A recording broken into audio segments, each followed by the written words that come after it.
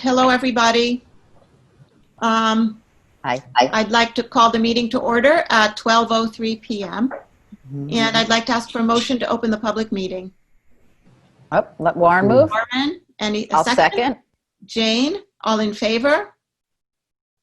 Aye. Aye. May I have a motion to enter into executive session to discuss matters of safety? I'll move. Holly moved. May I have a second? Hillary seconds. All in favor, please say aye. Aye. Aye. Okay, we will now convene an executive session. See you later, everybody. Thank you. Okay, welcome back, everyone. The board has been in executive session discussing matters of safety. May I have a motion to reconvene the public session? Hillary has moved. May I have a second? Jane? Yes. Jane has seconded. All in favor, please say aye. Aye. Okay, and may I ask Holly to lead us in the Pledge of Allegiance? I pledge allegiance Allegiance to the flag of the to the United States of America. and to the republic Republic for which stands one nation, under God, God, indivisible, with liberty and justice. for all. I'm going to need to get a flag in my dining room. Okay, yes. So we're having a public meeting today to discuss the structure of our committees. But before we get into that, I would just like to say a few words about, very brief words about school reopening plans. I know that everyone, the community, our students and our staff have all been very anxiously awaiting the plans and the announcements from the state. I know this has been a very trying, difficult and frustrating time, and we all share the frustration with you and we understand it. So just to briefly reiterate what we've talked about before, we know that the decision to open schools or to close schools is the governor's decision. It's made at the state level, and school districts don't have the authority to make that broad decision. On Monday the 13th, state guidelines were released. The New York State Education Department had a reopening guidance presentation to the Board of Regents. Today, they are set to send out full plans. We haven't received them yet, but that's due to come out today. The New York State Health Department put out their guidance for in-person instruction on Monday the 13th as well. And so now it's up to the local districts to come up with their specific plans by July 31st. Then the governor is set to make a final decision the first week of August, and he has specific metrics that he announced. So if a region is in phase 4 and the daily infection rate is 5% or lower over a 14-day average, the virus would be deemed under control and it would be safe to reopen schools. If schools will close if the regional infection rate is above 9% on a 7-day average. So I think the key here, the thing to remember is that whatever decisions are made, it's going to be a fluid situation, and everyone needs to be able to be very flexible for change. Dr. Ackerman will send out a communication this Friday with very broad outlines for our plan, with enough information for parents to make plans for the fall. And then we'll have a more detailed plan by the end of the month to meet the deadline. The administration and the staff and parents have been very hard at work, working on these plans, and so we will be fully ready by the deadline. I just want everyone to know that synchronous learning plans are in place, and whatever mode of opening we pick or we choose or that we have to adopt, we will be fully ready for a very good instructional plan that will be very different from what we had in the spring. The information will be on the website. We'll have a specific link that is a reopening or COVID-19 link so that people could easily go and see what the plans are and what updates will be. So once again, we ask for your patience and flexibility as information comes out. And I just have to add that, we will have to look at our budget. This question was raised to us at the public comment period at the last meeting. We may have to look at our budget if compliance with the guidelines will mean that we have extra costs to the district. And we have to remember that we still face the possibility of mid-year cuts to state aid of about 20% unless there's a federal bailout of states. So we have those issues to look at in the future as well. Okay, so now let's turn to the issue of committees. The board we have a number of committees. We have an audit committee, facilities, wellness, a green committee, communications committee, and a policy committee. And all of these committees are staffed in different ways. And what we're going to talk about today is a consistent and equitable way to staff the committees. We also, of course, have an added committee, which is a committee on race, diversity, and social justice. So we're going to talk about all those committees together and talk about being consistent in staffing them. So usually the committees have 2 board members, and some of them have members of the community. That would be audit, facilities, wellness, and green committees. And then we have the communications and the policy committee, which don't have community members. And the board advisory committee on race and diversity is meant to have community members. So we would like to adopt some changes that will, that will enable more community feedback across the committees. So I'd like to open up that discussion and to see, first if we have any general opinions on the matter. Is it okay with everyone if I do, may I do a little framing for the? Yeah, that would be great. Okay. Thank you. I'm going to share my screen. All right. So. Thank you, Christine. Yeah, as Vicki was sharing, we have multiple board committees. So we have the audit committee, which has all the board members on it, and some of our community members, which I'll share with you in a second. The communication committee, where we don't have community members a part of it, but we think we would like that, right? Then we have our new community advisory committee on anti-racism, diversity, and social justice. We have our facilities committee where we do have community members. We have a green committee and we have a policy committee where we haven't had community members a part of it. A wellness committee, and now the board will be moving forward with membership on the health and safety committee as a part of Project Save legislation. But if you look at who is a part of these committees other than the board, there's huge variation across our committees. So we have a lot of participation on the wellness committee, not as much participation on the audit committee, and again, health and safety, green committee, a lot of participation, but we don't have participation on certain committees where we feel like it's really important for that participation to exist. So then the conversation around, all right, if we'd like to have participation on our committees, how do we reach out to the community to solicit interested members of the community to participate in our committees? And then how do we pick who those members are? And then there are times where we probably would want members of the faculty a part of certain committees, or you'd want students as a part of committees. So coming up with a process that's fair, that we can share out with people to solicit interest, and then a way for them to give us that feedback, so then the board can decide, okay, based on what our specific needs are and that given committeeship, who would be best suited to be a part of that, and then have a process where everyone knows who's a part of that committee. So if they have feedback, they could reach out to any of those committee members and bring it back to the group when we're grappling with certain issues. So part of talking about today as a group, so we can help the board do their work, is how do you want us to reach out on your behalf to the community to solicit membership for our committees? And how do you want to go about communicating out to the community who's on these specific committees, so everyone's very clear about who's engaged in that work with us at the district level. So what you see is some really robust committees that have a lot of membership, and then other committees that don't. And how can we streamline that and have a process in place that we all feel comfortable with, that's consistent across the district? And we've been talking about this for about 3 years. So I'm excited that we're going to be at a place, hopefully at the end of this conversation, or at least shortly, where we're going to have a firmed up and consistent process that we use collectively across the district. So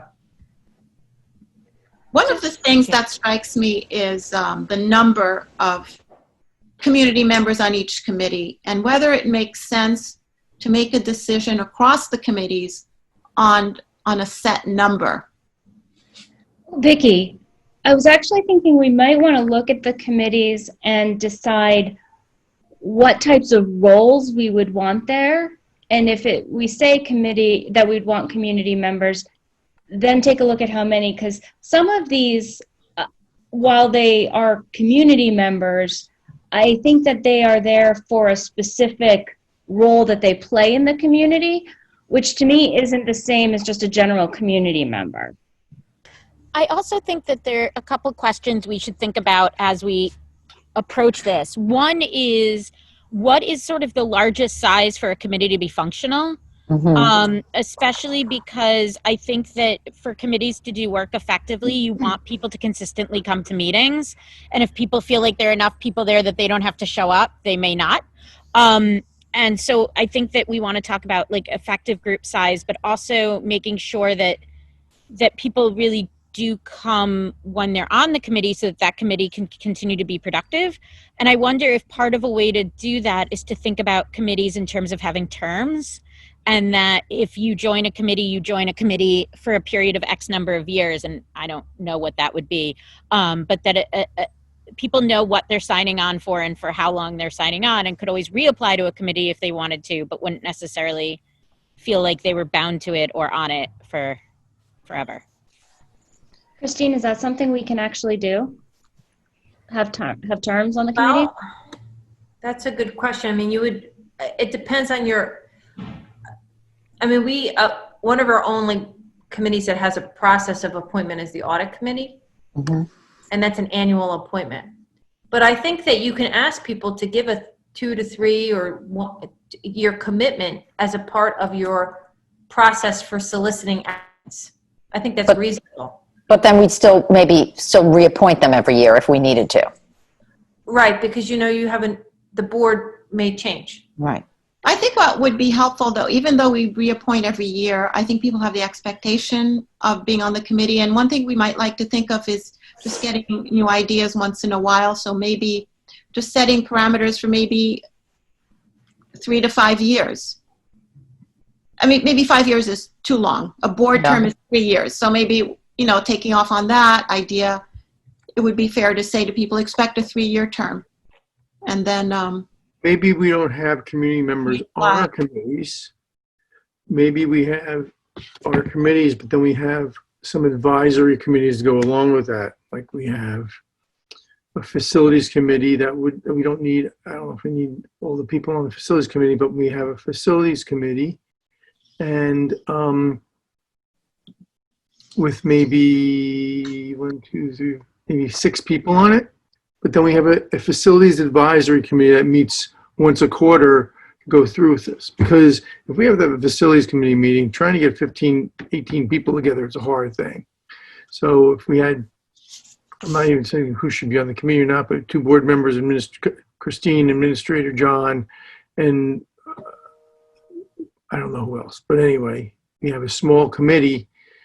And then we have a facilities advisory committee, just like we have a green advisory committee. We have a health and wellness advisory committee. I think it seems to me, I can't recall who said it earlier about, that each committee is quite different. Some are mandated by state. Some are like communications doesn't have people on it from the community. And yet, the green committee has, the wellness committee does rather, and they really all serve different functions. So for me, and I think the numbers may vary depending on what the committee is. Like when you talk about the audit committee, right now we have people on there that have a particular skill set that they could come in and talk about because that's their background, in finance, et cetera, and that's very helpful. That's a very small committee, Jane. And it's exactly, and it's small, and it needs to be small. Also, we're talking about, confidential financial stuff with the district, et cetera. Same with communications. Like if we try to set a number and have a lot of people, so many people have varying opinions on what communication should be throughout the district. And we do also have some sensitive stuff that we have to communicate. So again, it has a different tenor, and yet you have health and safety when we're talking about, like when we've done things about strategic planning or safety plans for the district, you might want broad district representation there because you might want, parents of school children, town residents, faculty, et cetera, if we're talking about, let's say, making changes to the buildings or what have you. So I think you want more people on that committee. So I have a hard time, like with a hard number for each committee. I think every committee is very unique, and some, just in terms of functionality, we would want smaller, and some, because of the need for varying opinions, we would want larger. That's kind of how I feel a little bit about that, if that's at all possible. Yeah, I feel the same way. I was putting the question out there just to open up the issue. The Committee on Race and Diversity, for instance, needs representation on many different levels. We have 2 board members on there already, so that's right.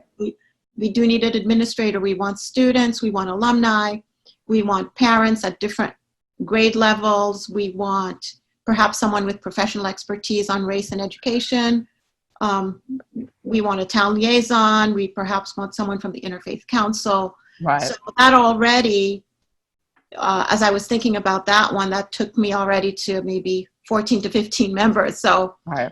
you may want to try to cut back. But I very much do believe that the purpose of the committee would dictate the number of people. And maybe we work that out when perhaps we put out an application to the community, an application for membership on these committees, or, as Warren said, advisory committees to the board and to the committees, with a state, so they could submit a statement of interest and perhaps put the purpose of the committee on that application and the number of people that we might be looking for that particular. Right, or a range, like we're looking for, 4 to 6 people or 8 to 10 people or something like that. Right, so there would be an application for each committee with a sort of preamble or paragraph as to the purpose and scope and goals and the number and the range of number that we're looking for.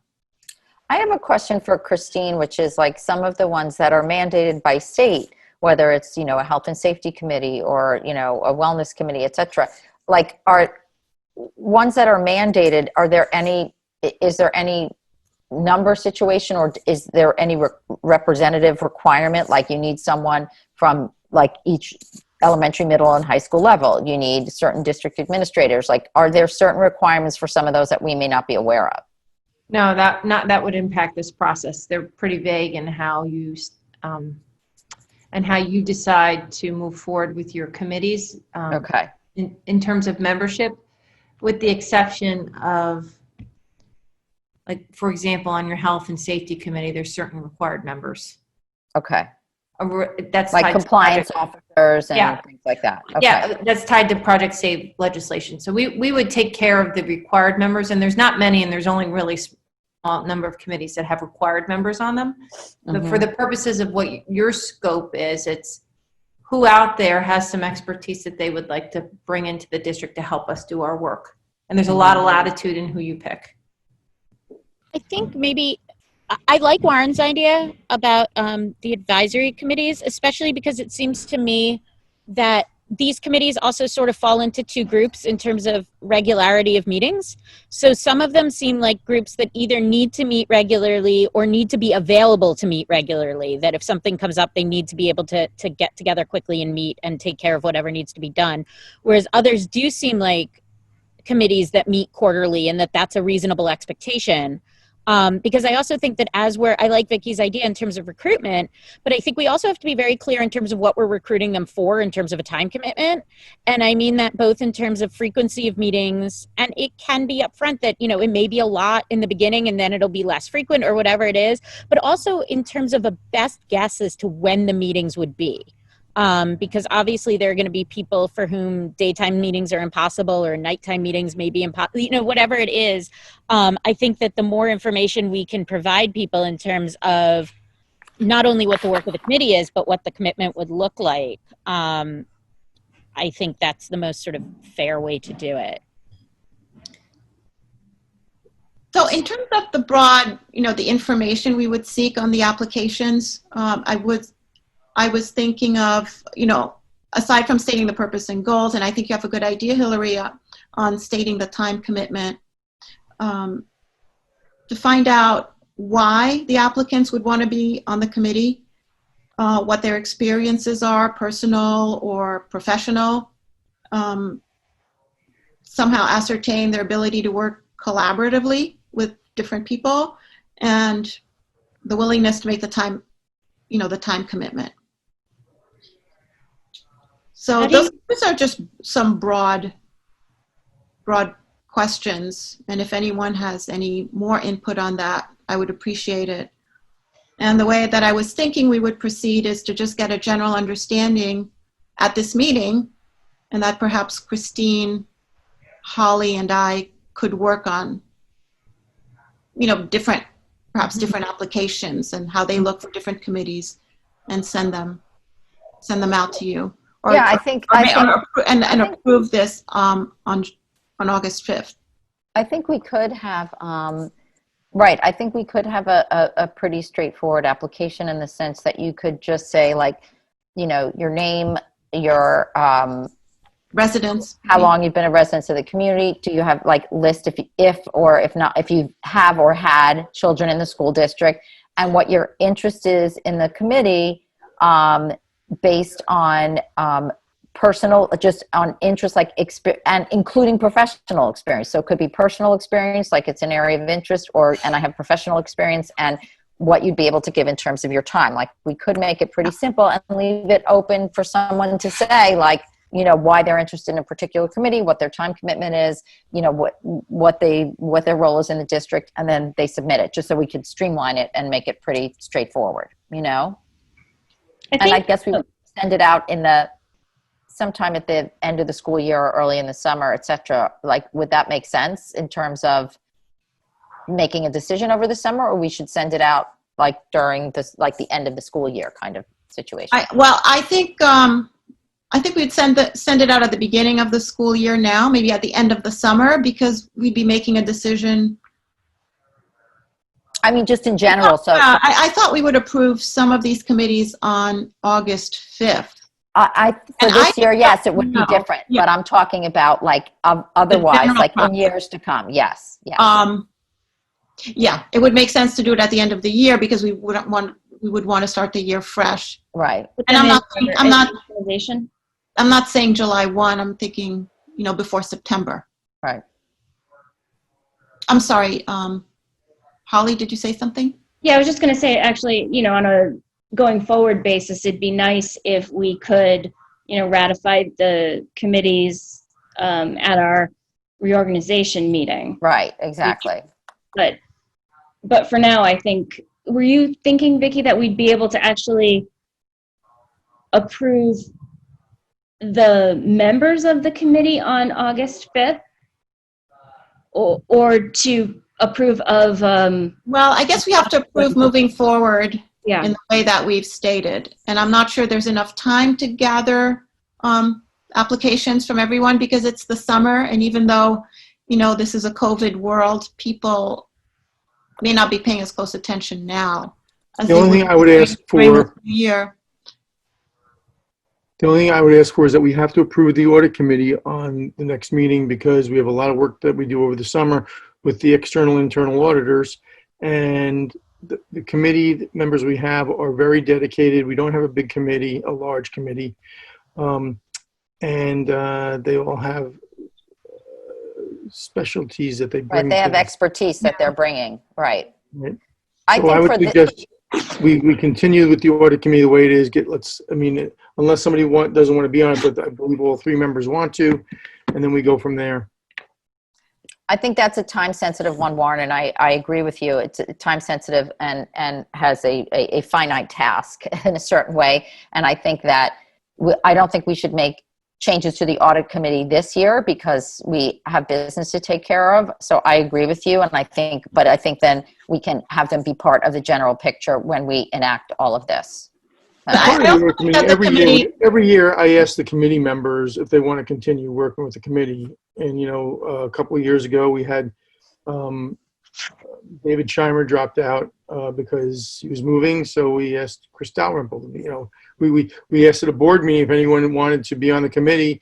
We put a note out saying this is what we were looking for, and Chris Dalrymple volunteered. So that's what we don't get a lot of people volunteering for audit. It's not such a I don't know, facilities and some of these committees seem to have like more, not fun, but audits are very specific, very Specialized. work oriented. Right. Yes, Yeah, Warren. I also think our new advisory committee on a race diversity issue needs to get started. Yes. So, we may as well just try for all the committees, unless that people think that's just too much going out at the same time. I guess I have a question, which is with some of our committees that are currently very large, is our intention to leave those the same, to try to start over, to get, I guess I'm almost more, I don't know, concern's the wrong word, but wondering what to do with some of the committees that are huge, then how do we staff the committees that are not huge? Like, do we turn them into advisory committees? Is that something we can even do? Yes, we can do that. I really like the idea of that Warren mentioned of having the board facilities committee, which is really the group that's making the recommendations, and the facilities advisory committee, which is where we broaden out. And I think it would be good to have the facilities advisory as well as the facilities committee pretty well ironed out at the next meeting too, assuming that we're going to get construction moving again soon. I think these are your committees, and you should consider, with the exception of the audit committee, redoing the application process for all of them. I think the impetus for this was to treat all of the committees in pretty much the same way. I don't want to say equally, but equitably somehow, and give people the opportunity to be on these committees. Because right now I feel that it's been somewhat insular, that whoever's on the committee stays on the committee and other people might not have the opportunity. So it doesn't mean that we don't pick the people we need with expertise who have been on the committee, but I think we just open it up to the whole community and, start a new process. So Sorry, go ahead. So my preference would be to create an application process that we then send out to the community by the end of the month, and then see what we get back. And I would love to have a whole committee list by August 5th that we can approve at our regular meeting. I think that's a very tight time frame. It's an ambitious schedule, but at the very least, we might have a list of committee members to approve at our September meeting. So that's what I'd like to shoot for. I'm fine with that, with the exception of I hear what Warren's saying about keeping audit intact, and so maybe we remove audit from this process this year, at least, and move forward with that with everything else, because I think that his point is well taken, that the audit committee needs to remain, and that we need to make sure we can approve them on the 5th. I also, though, I guess my slight concern, because I like the idea globally, but I wonder if, maybe people aren't that checked out right now because they're watching to see all sorts of information from the district. But I do wonder if some of this is hard over the summer in terms of getting people to commit.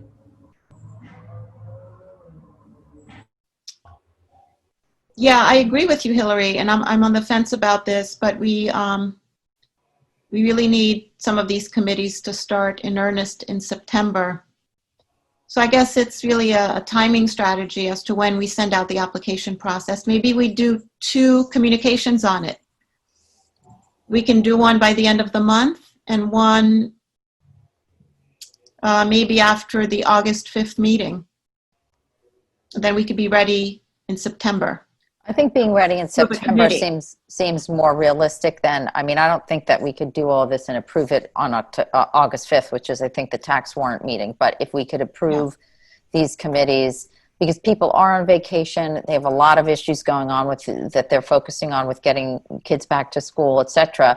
I agree with Warren and Hillary that I really think that we should leave the audit committee intact for now, because I think that's important.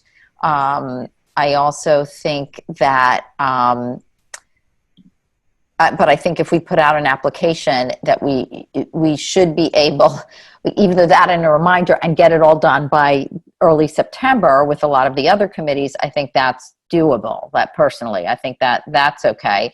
And I also like the structure, like what Holly was saying about facilities, having like a smaller committee and then having an advisory committee. I personally think that would work as well for communications. Because I think there's a lot of that needs to be a smaller group in terms of making fast decisions that without too many voices in the room. Sometimes with district communication, that's critical, but yet it's very important that we hear from other people in terms of where are we lacking in communication? How could we improve? And I think an advisory committee might be helpful with that one as well. I don't know if anyone has thoughts on that. Actually, I would help. Sorry, go ahead, Holly.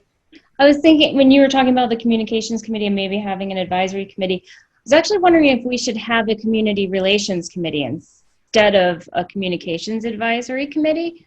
It could play that role, but broader. So you're saying like create a new committee? Yes. But well, I think for the board, the communications committee would serve that purpose. I think that we could have an advisory committee to the communications committee with the idea that that's sort of the role they would play. Right. That's what I was thinking. Rather than create another committee, which then has, requirements for community membership and board membership and such. I think that it's, as long as that's how we define the role of the advisory committee, I think that it would serve the same purpose and probably be more streamlined.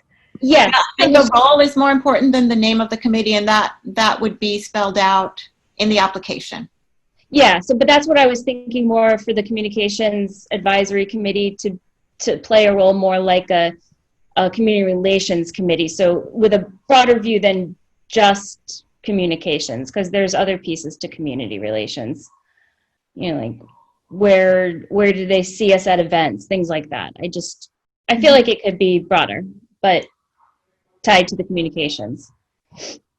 Yeah. We also, so for communications, facilities, and probably policy, Yes. we need advisory committees for those three particular groups, right? And then everyone else would have a full standing committee.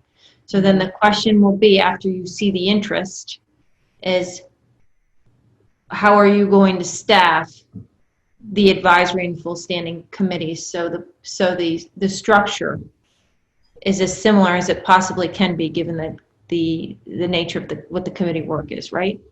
Because on each of those areas, you're going to want to have parents, general, right? Expertise, probably some faculty, and maybe some administration, right? So, but I think the first part is like, let's see what the interest is. And That's a good place to start. Right? And then who's making the decisions to choose the members? I think it's my opinion would be, these The are board your members. committee. Right. So it would be the board members who are on that committee. On that committee. Mm-hmm. So we bring that work back to the board the way we bring committee work back to the board. It's a recommendation from the committee to the whole board at a board meeting. Mhm. Should we, though, is part of the work that we need to do today before we send out this application to come up with what we anticipate being those committee sizes? Like, I don't think it should be a decision we make based on the number of applications we get. I think that we want to know how many seats we're hoping to fill. And obviously, if we don't get enough applications, that's a different issue. But I don't want to be in a position where it looks like we've created the committee or advisory committee sizes based on who's applied. Like, I'd feel much more comfortable if the sizes were set out, at least, within a range before sending out the applications. So we would then decide today, but it would be based on the goal and purpose of the committee. Right, and what the blend that we want. Yeah, I would be comfortable with what we've just discussed to leave it in the hands of the committee itself, and ultimately it's decided by the board. I'm just afraid of making a quick decision now. And just as a reminder, this was meant to be a work session. We had this as a special board meeting because we had an exec session. But I don't think that we were prepared to make a hard and fast decision today. Unless, we could sit here for a while and go through every committee. But I think that without having a specific stated goal in front of us so we could think clearly about it, I think it would be just out of context to come up with a number. But is your anticipation that, let's say, as Warren and I are sitting on the policy committee, is it your anticipation that he and I would figure out with Christine, like, how big do we want the advisory committee to be before we send out the applications? Like, whatever work. I don't think. Yeah. I'd like that to be clear. The applications go. I don't believe the policy committee has an advisory committee. No. The policy committee is basically the administration and the board. We set policy for the district. We do that on our own. That's right, not. But Christine just said that we should have an advisory committee.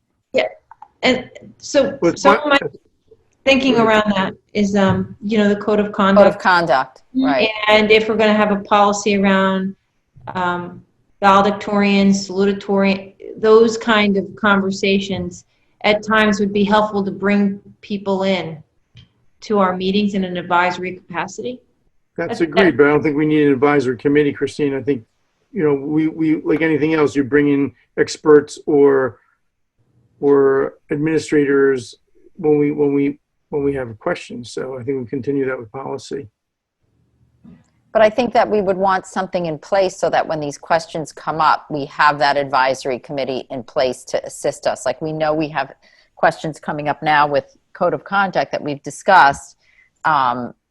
So I think there may be times where some of these advisory committees aren't, leaned on for because there's not a particular need for them, but they should be in place when there is, I think. But for policy is so specific. If we're talking about a policy on valedictorian and that type of thing, we don't need we're an advisory committee for that. We need to pull in the experts, like the principal of high school, maybe a high school student, whatever. But if we're talking about we're talking about a credit card policy, I don't think we need to have a advisory committee for that. We pull in people we need. Well, that raises another question to me, actually, Warren. What you're saying is because it's something I had thought about. Committees, and take policy, for example, or communication. So there may be times where, the two board members on policy and Christine talk about policy change that's required by this. We would not be going to the advisory committee because also that's more confidential matters and it really doesn't involve the advisory committee. And you need to make some quick decisions and get language in that's going to be approved by the board. So when we have meetings, like we notice a policy committee meeting, there may be times where it's just that core policy committee. When do the other people know that they're coming in in an advisory capacity? Like, there may need to be meetings that include the advisory committee and meetings that don't. So how do we deal with that? I think it's going to depend on the issue. So there are times when policy deals with issues that are confidential, like with the staff or with students. Mm-hmm. So in that case, of course, the advisory committee would not come in. But then there are issues where the policy committee has traditionally sought advice outside of the committee. And so it's usually with the administrators, sometimes with faculty, and at times we may need parents as well. So let's say we're dealing with the bullying policy, the harassment and discrimination policy, as it's called. We might want input from parents to know what the experiences are. We might want input from the PTA. We might want all kinds of different voices that come in to talk about experiences. so that we know whether we need to tweak the policies or have new policies. So there are times when we do need the community to weigh in and have input in an organized way. So we're not required to have the advisory committee be in all of the committee decisions, but it's there when we want it, when we need it. And I think we also want to treat these committees and, community voice equally. Yes, I was just saying in terms of noticing it so they know their commitment. Like if we come up with a calendar each year and there's X number of policy meetings, like there may not be a need for everyone should notice that, but they may not need to attend to everyone depending on what's going on. Do you know what I'm saying? I would assume, Jane, that there would be a separate schedule for Right. for your board and the Exactly. advisory, because the advisory committees are probably almost exclusively going to have to meet in evenings. Yes. Assuming that we're pulling from the working community. Right, and faculty and what have you, or they're going to have to meet after school hours, etc. Yes. So I would envision there being almost a separate schedule, and you keep the advisory ones on schedule when you need them, you cancel them when you don't. Mm-hmm. I doubt very much that this is going to be a one-size-fits-all. And so that's why, having spoken about these broad parameters, I would suggest that we all go back into our committees and decide what, maybe come out with a statement, maybe a paragraph statement of what you think the purpose of the committee is and what you want to state on the application. And start off the process that way so that we have a way to go about this. And come back with that structure on August 5th. Yeah, could I also recommend that as we go into our committees and we set up the purpose or the goal for each of the committees, but also if there are specific roles from the community that we would like to bring in. So if it's like, for example, we're talking about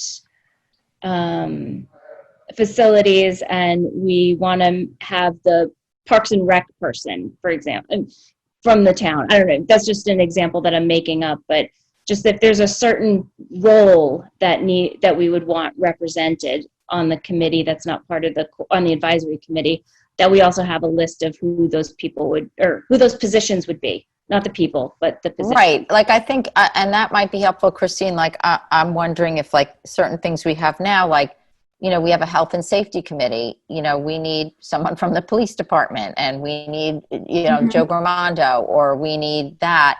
So we need a list of like, who's mandatory, who we definitely need to have representation from. And then we can sort of build off that. Yeah. Yep. Right, and if it's in the application process, I did mean that it would be the goal of the advisory committee and not necessarily the small committee. But I think not all of them are going to have advisory committees. Like, I don't think we decided like whether it's wellness or health and safety or green, they may not need advisory committees. Like I think only certain ones might. But are you saying that what we would do is go back after this meeting and let's say, like if you and I are on communications, we're going to talk to each other and we're going to think of what we need. If, whoever represents the wellness committee, it maybe it's a single person, they're going to say, let me find out who's on there now and who we need. And then I'm going to submit to the full board what I think that we're looking for. Does that right? Make, that one right? person could work with John and Christine on that. Exactly. Yeah, I think that's the one organized way of going about this that I can think of. Yeah, that seems to make sense. Just something that I think we're going to need to do, and I think we could do it here in the work session, but we need to designate a board member for the health and safety committee. I was thinking of that, and I was going to volunteer for that because I know just the way that it went this year in terms of committees that I ended up as more liaison. Plus, I've been on both the long and short term like health and safety stuff. So I thought maybe I would offer my services there if you want them. And That's fine with me, Jane. That's fine. Do we need one or two people on that? Because we don't need two people on every committee. Some committees just have one board member. I think that's one that would be good to have two board members. And I was going to offer if it seems to make sense to have someone who's also on the facilities committee on the Safety Committee. Anyone else? Okay. Warren, were you raising your hand or are you just Nope. putting your hand up? Okay. Stretching. Two hands up. Does that make sense, okay, then. Christine, So- to you? Yeah. So what I'm hearing is that maybe on like a shared document, we can share our committee descriptions Mm-hmm. and our thinking around membership, and then we can come up with some sort of application's not the right word, but way to reach out to have people give us information back if they're interested in being a part of either the full committee or the advisory committee, right? So we'll work on that to have something ready for final editing on August 5th, That makes sense. with the exception of the audit committee. Yeah, that That's makes right. sense. All right, so then I'll work on sharing the document. Okay, now Christine, you're going to share different documents with different committee members? Or are you going to No, share all I of think them? I'll share one document because the application should be the same. It's just the description. The whole thing should be one Okay. communication with the description of each committee and then the process to give us feedback if you want to participate in it. Well, and there's just some stuff that we need, like for example, health and safety, which is required. Yeah. So we'd need whatever, like that language, that why it's there and who we need as part of that, and go off there Mm-hmm.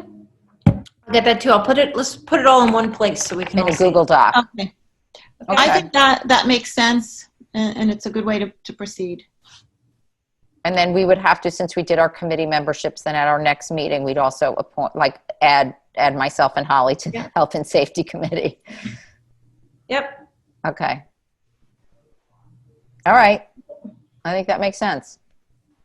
And then we can brainstorm whatever application process it is, and also, communicating that out to the community, because there are people, like we may want community representatives that don't sign up for our emails. That's always a little bit of a challenge for us to get the word out to community residents that we may be seeking representation from.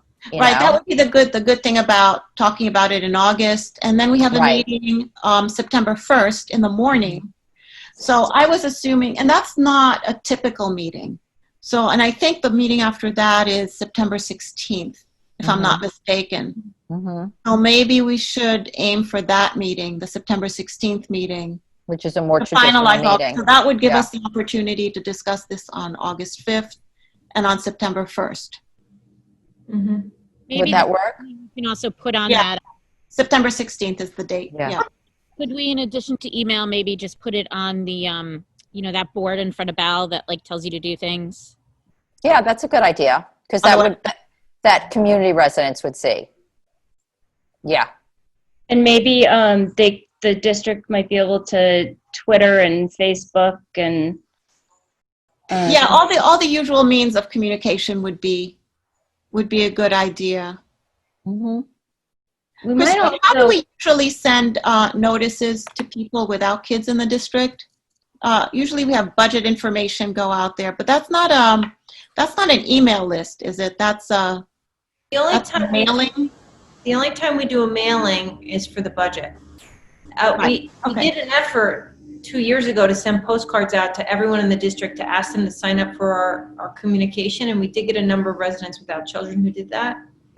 But we use not that this reaches everybody, but we use our Facebook, our website, and then we use our community email system.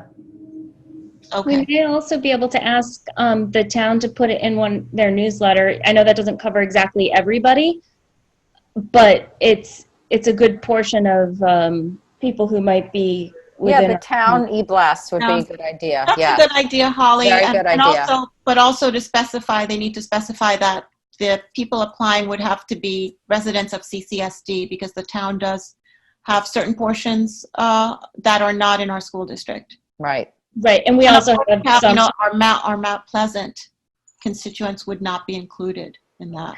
Well, I think anybody can sign up for that, and I think a lot of our Mount Pleasant residents who are pretty plugged into Newcastle town activities, even if it's not where they technically live. So I still think we'd have pretty good coverage there. So we can certainly ask them. I can reach out to them and ask them to do that once we have something ready. Mhm. Anything else? No, I think that's helpful. Okay, I think that just about covers it. No, this was useful. Do we want a date or deadline for getting our stuff in the Google Doc? Like, do we want to set anything? Well, we want to have this ready by August 5th for our Mhm. meeting. You want to set it up for the Today's the Friday 15th. before the board meeting? I think that's July. Now, do we need something specific for the agenda? We would need backup, maybe. So maybe the Wednesday before, so we could have the backup. I'm looking. All right, so that would That be makes sense. the 29th, July 29th. 2 weeks. By 29th or, yeah. Okay. That seems doable. Mhm. Yeah, we could have that roughed out in a document by July 29th, I think. Okay. Okay. That sounds good. That makes sense. Okay. Okay. That's it, everyone, then. Anything else? Nope. Nope, I Okay. think we're good. Now we have a public comment period. We welcome public comments, and in respect for each other's time, we ask that you limit your comments to 3 minutes. Board members may be contacted via email or phone if you have a comment that's lengthier than 3 minutes. And after the public comment period has been completed, board members may have a discussion among themselves regarding the comments presented.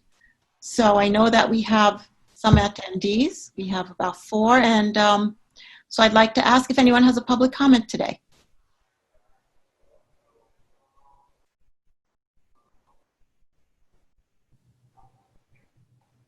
Anyone with a public comment? I'm just waiting. I just want to say that once we pass public comment period, we usually don't go back, and we are at the end of our meeting. So I'll make one last call for public comment. Okay, there are no public comments for today. So I'll go to notice of future meetings. Our next meeting is Wednesday, August 5th at 7:30 p.m. We'll be discussing the tax warrant. And the following that will be Tuesday, September 1st at 10:30 a.m. on opening day. Okay, may I have a motion to adjourn the meeting? I'll move. Oh, let Holly go. That's fine. Holly moves, I'll second. Jane seconds. All in favor of adjourning the public meeting at 1:53 p.m. Aye. Aye. Okay, thank you, everybody.